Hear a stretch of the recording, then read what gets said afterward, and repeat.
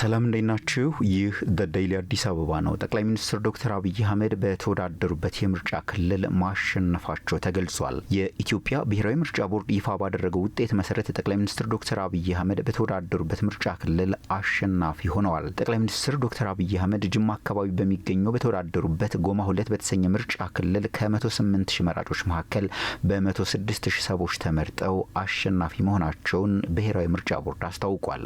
ከፍተኛውን ድምጽ ያገኙት እጩ አብይ አህመድ አሊ ከብልጽግና ፓርቲ 16028 ድምጽ።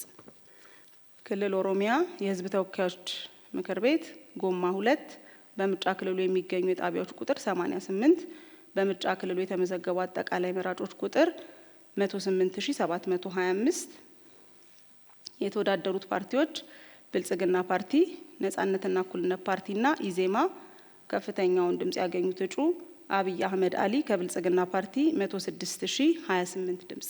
በተመሳሳይ በአማራ ክልል ባህር ዳር ከተማ ምርጫ ክልል የተወዳደሩት ምክትል ጠቅላይ ሚኒስትር ተመስገን ጥሩነህ በ168 ሺህ የባህር ዳር ነዋሪዎች ተመርጠው አሸናፊ ሆነዋል።